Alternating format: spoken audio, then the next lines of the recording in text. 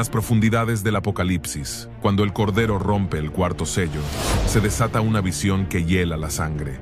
No hay relámpagos, ni voces, ni terremotos. Solo un silencio sagrado, y luego la aparición de un caballo de color pálido, enfermizo, como si la piel de la muerte misma se hubiera hecho carne. Sobre él, un jinete sin rostro, sin corona, sin gloria, solo con un nombre que todo lo consume: muerte. Y siguiéndole, el Hades, como una fosa hambrienta que devora lo que él deja atrás. Esta no es una imagen simbólica, es un anuncio, una advertencia escrita hace siglos, sellada por el mismo Dios, reservada para el tiempo del fin. Y aunque muchos la han ignorado, su cumplimiento está más cerca de lo que el mundo imagina. Hoy, la humanidad observa el caos y cree que ya ha tocado fondo. Pandemias que paralizan naciones, hambre que se esconde tras cifras manipuladas, guerras disfrazadas de acuerdos y un planeta agotado. Pero el cuarto jinete no vendrá a ajustar las cuentas del presente, vendrá a desmantelar por completo lo que queda de él. No viene con un mensaje, viene con sentencia. A él se le dará potestad para herir la tierra, no con una catástrofe, sino con todas juntas: espada, hambre, pestilencia, bestias salvajes y muerte indomable. No quedará rincón intocable, no habrá tregua. Solo un galope firme que se extenderá sobre un mundo que rechazó al Dios de la vida y ahora conocerá al jinete de la muerte. Y cuando ese día llegue, porque llegará, no habrá vuelta atrás. Ante esto surge una pregunta profundamente estremecedora. ¿Qué es lo que falta para que el caballo amarillo aparezca? ¿Acaso las guerras y las crisis en Medio Oriente nos están anunciando su llegada? Y cuando llegue, ¿los cristianos también tendrán que enfrentar el caos que traerá este jinete? Estimado oyente, si tienes curiosidad de saber sobre los tiempos del fin, y en especial sobre el caballo amarillo de Apocalipsis, te invito a que veas este video. Lo que descubrirás estremecerá tu alma. Antes de continuar, coméntanos: ¿crees que la iglesia pasará por la gran tribulación? Déjanos tu opinión en los comentarios. Queremos leerte. Empezamos.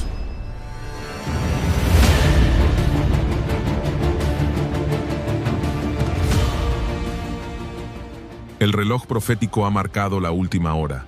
La iglesia ya no está. Fue arrebatada en un abrir y cerrar de ojos, como un relámpago que cruzó el cielo. Las calles quedaron vacías de oración. Las casas sin alabanza, los púlpitos en silencio, el Espíritu Santo que retenía el mal ha cesado su contención y ahora la tierra está sola. Lo que por siglos fue anunciado, lo que los profetas vieron en visiones lejanas, lo que Cristo advirtió en el Monte de los Olivos ha comenzado. La paciencia de Dios llegó a su límite. Su justicia, contenida por amor, ahora se derrama sin freno. Un libro sellado ha sido tomado por el Cordero, un rollo celestial que encierra los decretos finales de Dios sobre la humanidad. Cada sello abierto desata una nueva ola de juicio. Cada jinete cabalga llevando una parte del juicio divino. El primero trajo engaño, el segundo, guerra, el tercero, hambre. Pero ahora, el cuarto sello se abre, y lo que emerge es el rostro final del juicio, la muerte cabalgando sobre la tierra. No es poesía, no es alegoría, es profecía, y está más cerca de lo que pensamos. El cielo se oscurece, las voces celestiales guardan silencio. Juan observa con el espíritu tembloroso, mientras el Cordero abre el cuarto sello. Ya no hay lugar para interpretaciones suaves. Lo que ve ahora no es una figura de poder, ni un símbolo de autoridad política. Es una sombra, y su color lo dice todo. Leamos Apocalipsis capítulo 6 versículos 7 y 8. Cuando abrió el cuarto sello, oí la voz del cuarto ser viviente, que decía: ven y mira. Miré, y he aquí un caballo amarillo, y el que lo montaba tenía por nombre Muerte, y el Hades le seguía, y le fue dada potestad sobre la cuarta parte de la tierra, para matar con espada, con hambre, con mortandad, y con las fieras de la tierra. Cuando el apóstol Juan levantó los ojos y vio abrirse el cuarto sello, lo que contempló fue una escena que estremeció su espíritu. No era un caballo majestuoso, ni un corcel real.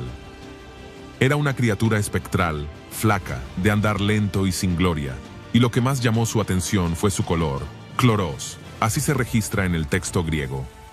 No era un amarillo brillante ni un verde vivo, era un tono enfermizo, pálido, descompuesto, un color que el mundo antiguo asociaba directamente con la muerte.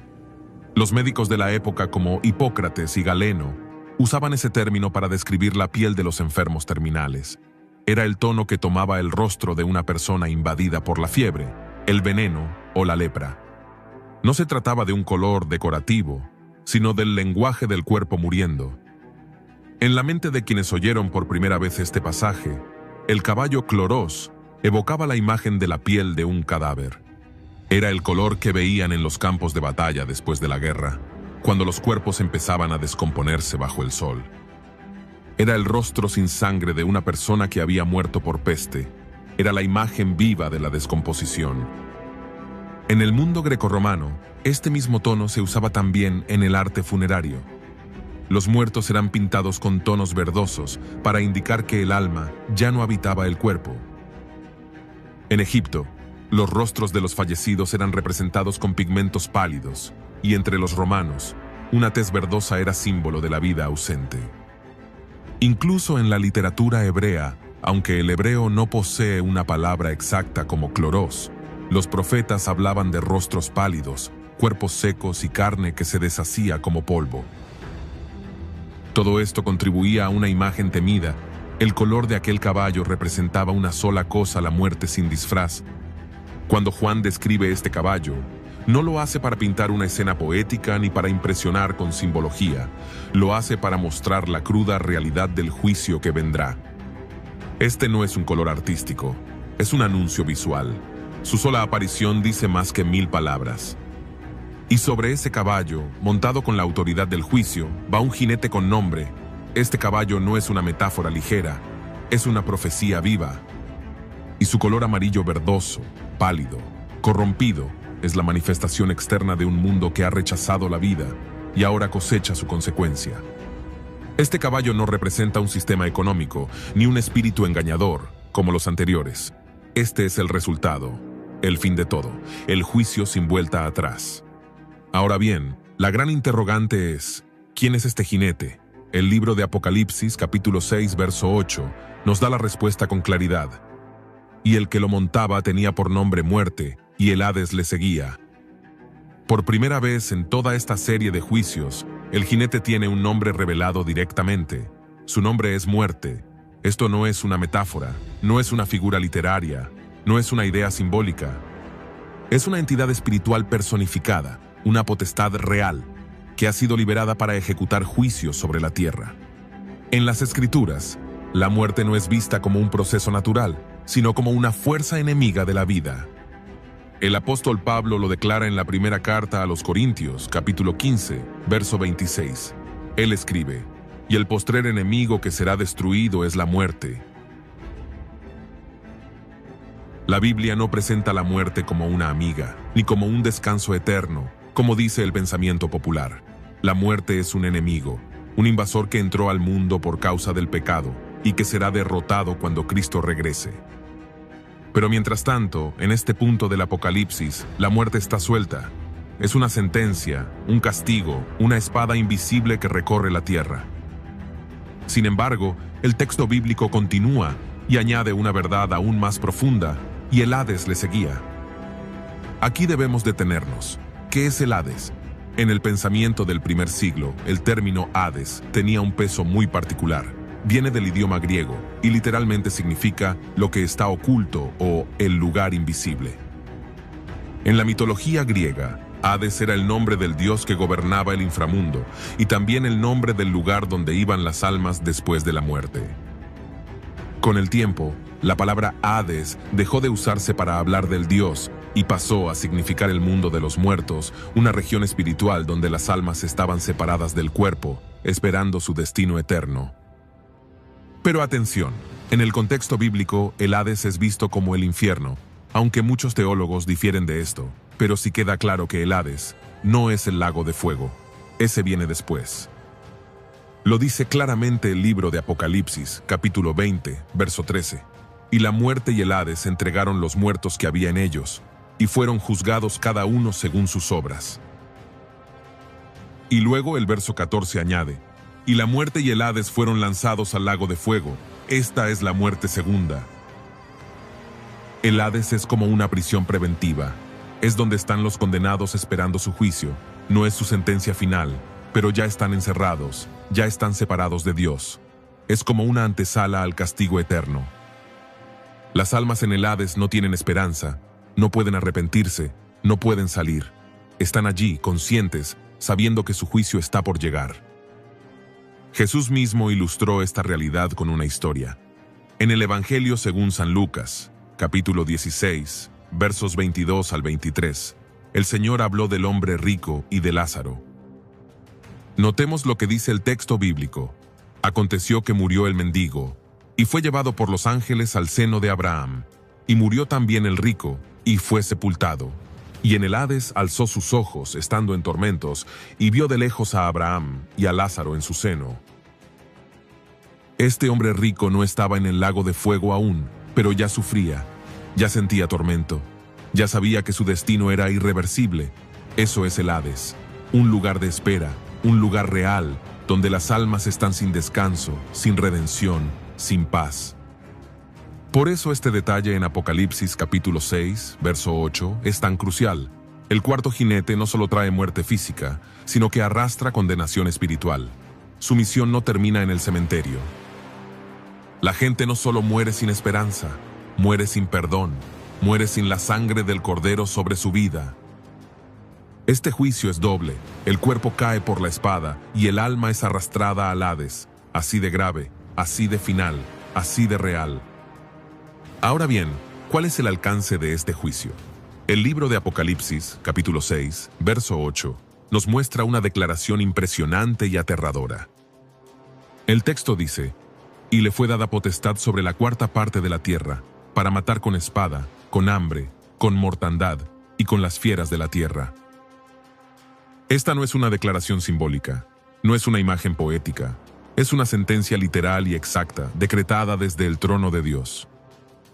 El cuarto jinete, cuyo nombre es muerte, no actúa por sí mismo. Él recibe autoridad, y esa autoridad abarca la cuarta parte del mundo. El texto griego usa el término tes ges, que puede referirse tanto a la superficie terrestre como a la población que la habita. Dado que el pasaje habla de matar, es decir, de eliminar vidas humanas, la interpretación más clara es que se refiere a una cuarta parte de la población mundial. En el contexto actual, con una población estimada en más de 8.000 millones de personas, esto representaría la muerte de al menos 2.000 millones de seres humanos. Imagina por un momento que desaparecen de golpe las poblaciones enteras de China, Estados Unidos, Brasil y Europa combinados. Eso ni siquiera cubriría el total. Es una catástrofe de proporciones apocalípticas que el mundo jamás ha visto.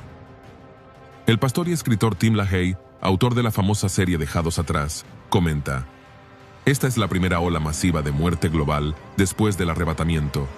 No se trata de un juicio localizado, sino de una devastación generalizada, permitida por Dios en respuesta a la rebelión humana. Charles Ryrie, en su Biblia de estudio Ryrie, subraya que la cuarta parte del planeta será afectada directamente por esta plaga. Las consecuencias serán visibles a nivel social, político, económico y espiritual. Ahora bien, ¿cómo será ejecutado este juicio? El texto detalla 4 instrumentos específicos de muerte, que estudiaremos en profundidad en la siguiente parte. Pero por ahora, observa esto. No es una sola causa, es una combinación letal. No habrá lugar seguro, no habrá nación exenta, no habrá sistema humano que pueda contener lo que viene. Leamos la continuación del versículo 8. Para matar con espada, con hambre, con mortandad y con las fieras de la tierra. Esta es una de las declaraciones más escalofriantes del libro de Apocalipsis. El cuarto jinete, llamado muerte, no es una figura mitológica, ni un símbolo vago. Es una entidad autorizada por el cielo, que no actúa sola. Le siguen los juicios que ya fueron anunciados en el Antiguo Testamento y que se intensifican progresivamente desde los sellos anteriores. Para comprender la magnitud de este juicio, debemos observar cómo cada herramienta de muerte está conectada, no solo con la ira de Dios, sino con el proceso escalonado del juicio. No es un acto impulsivo, es una secuencia divina, un patrón de justicia santa que ya ha sido visto antes en las Escrituras. Desde el primer sello, el Cordero, que es Jesucristo glorificado, está abriendo los decretos contenidos en el rollo que solo Él es digno de abrir. Cada sello desata una etapa más severa que la anterior. No es un caos desordenado. Es un juicio progresivo que va revelando la profundidad de la rebelión del hombre y la santidad del Dios que ha sido despreciado. Veamos cómo se conectan. El primer sello, el caballo blanco, el engaño. Este jinete, montado en un caballo blanco, tiene un arco, pero no flechas. Se le da una corona y sale conquistando. No es Cristo, es el anticristo. Representa el engaño político y espiritual, la falsa paz y la seducción global. Este es el comienzo del juicio. El hombre sigue al impostor, no al Salvador. La mentira reemplaza la verdad. Resultado posterior. La paz falsa se rompe y el engaño da paso al conflicto. El segundo sello, el caballo bermejo, la espada. Aquí aparece claramente la espada. El jinete quita la paz de la tierra y los hombres se matan unos a otros. Es guerra civil, rebelión, caos armado. El mundo entra en colapso violento. Este sello introduce la primera herramienta que luego usará el cuarto jinete, la espada. El tercer sello, el caballo negro, el hambre. Este jinete tiene una balanza. Se anuncia que el trigo costará 1 denario, lo que equivale al salario de un día. El hambre comienza a extenderse. Es un juicio económico. El sistema de provisión se rompe. El alimento se convierte en un lujo. Esta es la segunda herramienta que luego retoma el cuarto jinete, el hambre. El cuarto sello, el caballo amarillo, la muerte. Y aquí el juicio ya no es parcial. Es mortal. El jinete no solo representa una consecuencia, sino una entidad ejecutora. El juicio ahora se intensifica. El decreto incluye, en primer lugar, la espada. La espada representa la expresión física y directa de la violencia humana cuando Dios retira su mano. No es solo un símbolo de guerra. Es el instrumento con el cual el hombre, entregado a su perversidad, se convierte en su propio verdugo. La espada del cuarto jinete no desciende del cielo, sale del corazón del hombre, endurecido, orgulloso, sin temor de Dios. Esta espada no aparece por primera vez aquí, en Apocalipsis capítulo 6, verso 4. El segundo sello ya se introduce este juicio. Y salió otro caballo bermejo, y al que lo montaba le fue dado poder de quitar de la tierra la paz, y que se matasen unos a otros, y se le dio una gran espada. Ese fue el comienzo, pero el cuarto sello muestra que la violencia se multiplica, se expande y se vuelve universal. El mundo entero se consume en sangre, y la civilización se transforma en un campo de batalla sin ley. En las Escrituras, la espada representa juicio autorizado, poder para dar muerte, guerra, invasión, destrucción, instrumento del castigo divino. Pero aquí, la espada ya no está en manos celestiales, está en manos humanas. Dios no necesita enviar ángeles con fuego, solo necesita soltar los frenos de contención, y el hombre mismo ejecuta el juicio sobre su prójimo. Ahora, ¿cómo se manifiesta esta espada? Será un colapso global de la paz y la justicia, una guerra sin fronteras y sin reglas. No se trata solo de ejércitos organizados. Esta espada incluye guerras entre naciones, guerras civiles, levantamientos populares, crimen desbordado, venganza social, religiones enfrentadas, milicias armadas, gobiernos colapsados.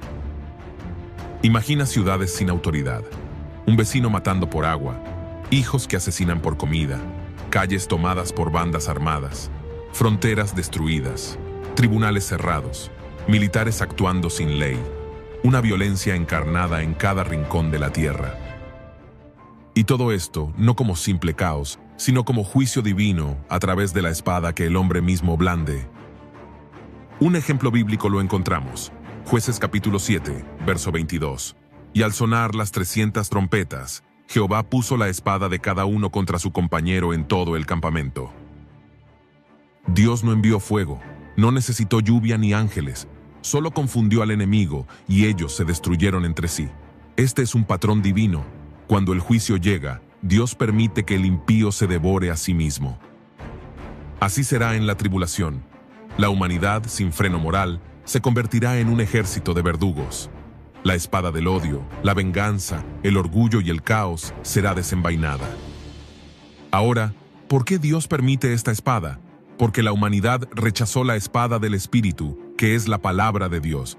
Rechazaron la corrección, la verdad, el Evangelio, y ahora reciben la espada del juicio sin misericordia. En Romanos capítulo 1, verso 28, lo dice con claridad. Y como ellos no aprobaron tener en cuenta a Dios, Dios los entregó a una mente reprobada para hacer cosas que no convienen. Dios no obliga al hombre a destruirse, solo retira su presencia y el hombre hace el resto.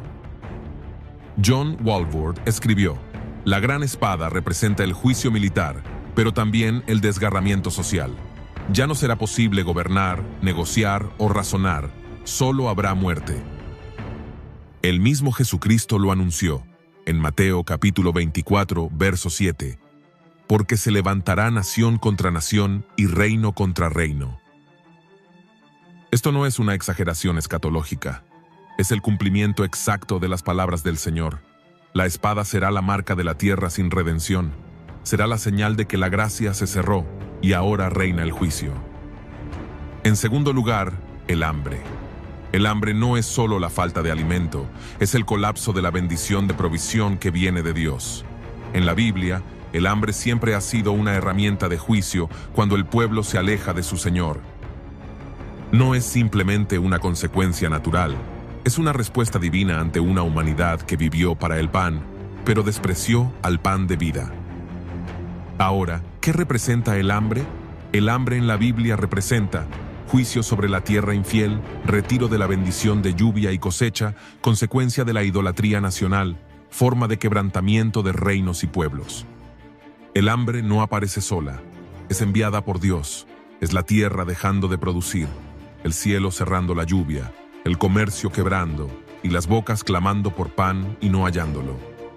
Encontramos un ejemplo bíblico en Lamentaciones, capítulo 4, verso 9, donde dice: más dichosos fueron los muertos a espada que los muertos por el hambre, porque estos murieron poco a poco por falta de los frutos de la tierra. Aquí el profeta Jeremías, llorando por Jerusalén destruida, reconoce que el hambre mata más lento, pero más cruelmente. Es la agonía de ver a los hijos llorar sin poder alimentarlos. Es la tortura de ver a la esposa desmayar en tus brazos, no por enfermedad, sino por desnutrición. Ese será el lamento en la gran tribulación. No será solo hambre física, será un juicio emocional, psicológico y espiritual. ¿Cómo se manifestará el hambre en la tribulación? Cosechas arruinadas por la guerra, tierras quemadas por bombardeos, transporte global paralizado, supermercados vacíos, gobiernos sin ayuda, naciones en crisis al mismo tiempo. Y lo peor, no habrá ayuda humanitaria. Ya no habrá países ricos que envíen comida.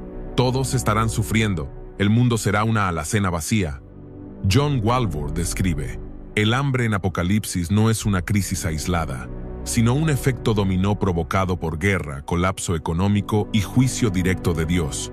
El mundo será confrontado con el hecho de que rechazó al proveedor.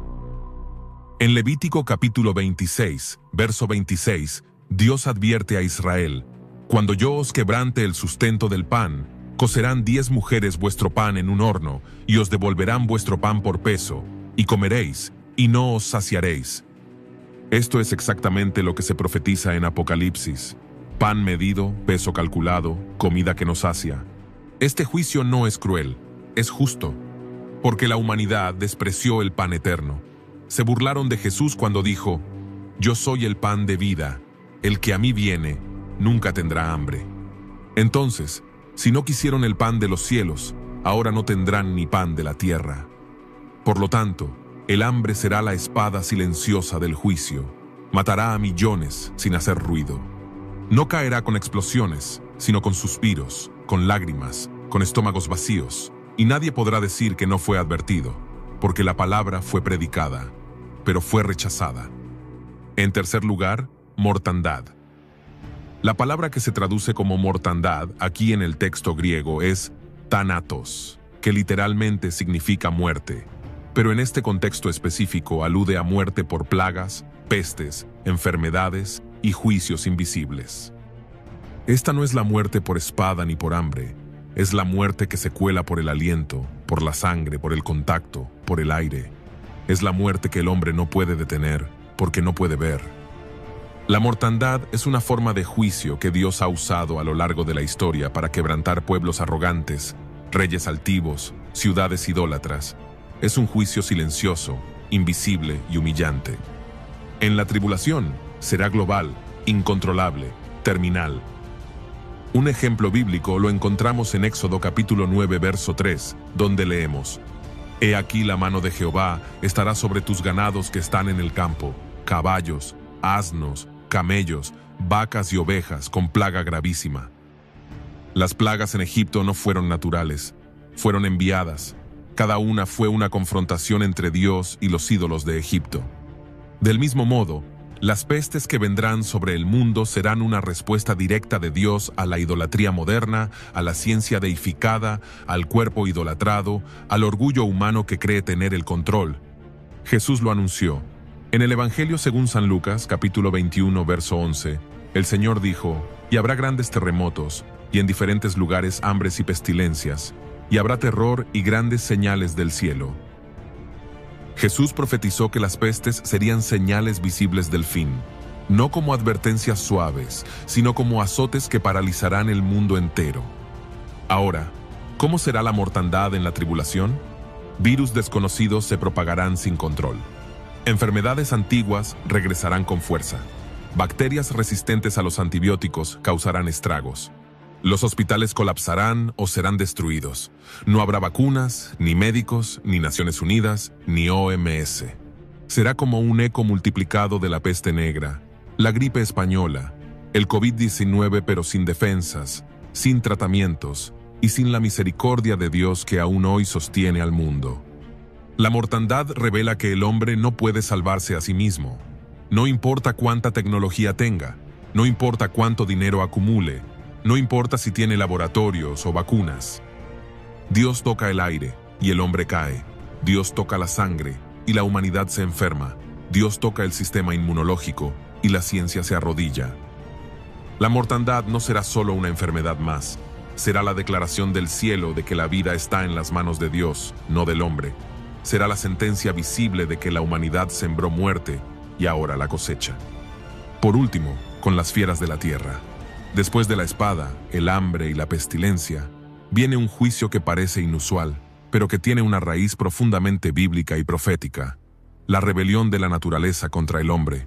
Dios ha dado al ser humano dominio sobre la tierra, como está escrito en Génesis capítulo 1, verso 28. Y los bendijo Dios y les dijo: fructificad y multiplicaos, llenad la tierra y sojuzgadla, y señoread en los peces del mar, en las aves de los cielos, y en todas las bestias que se mueven sobre la tierra. Pero en el tiempo de juicio, ese dominio será revocado.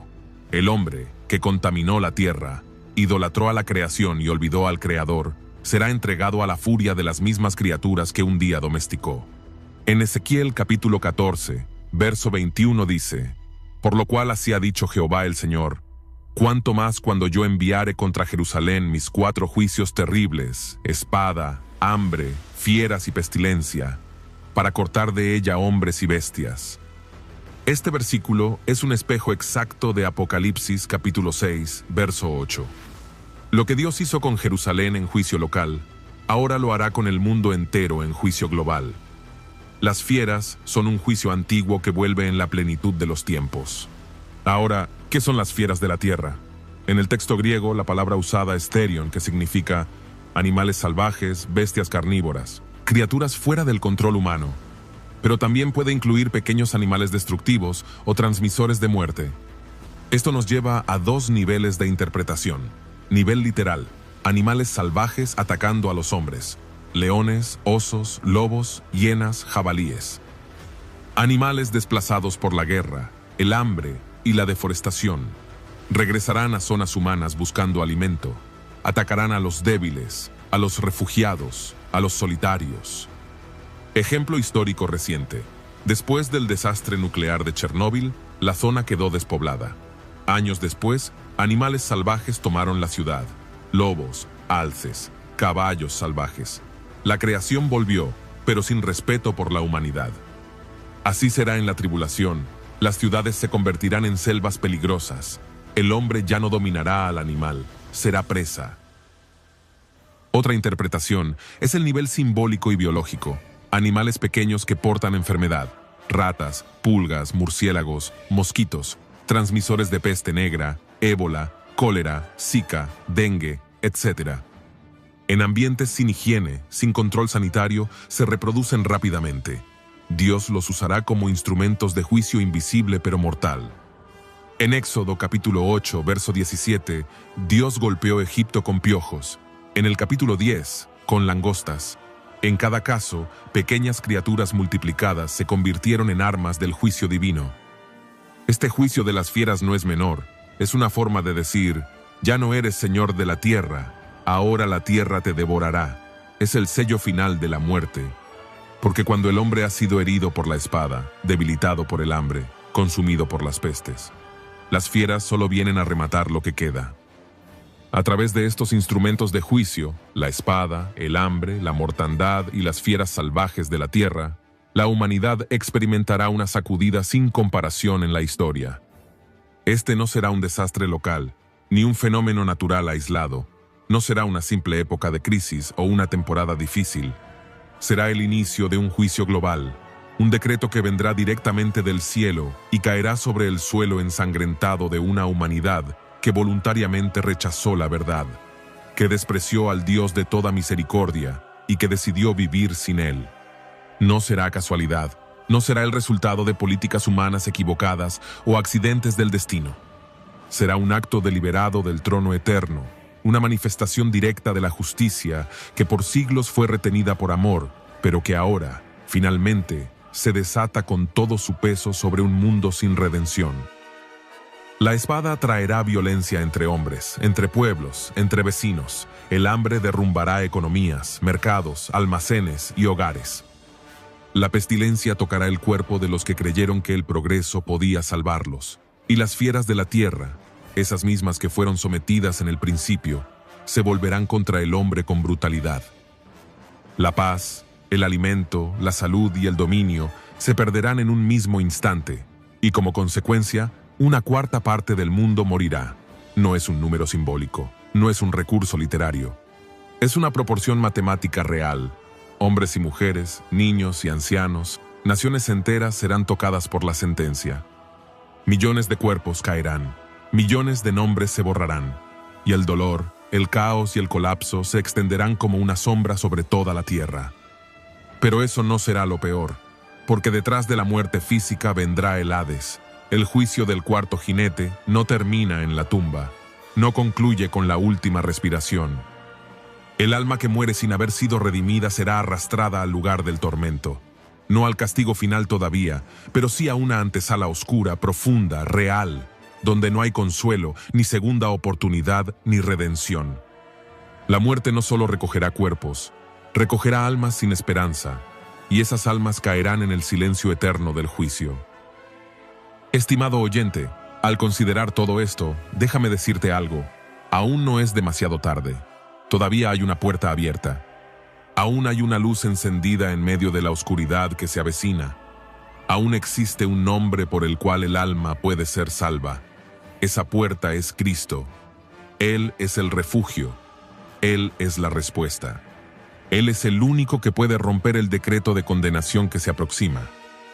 Él es el único que puede salvar al hombre de lo que viene.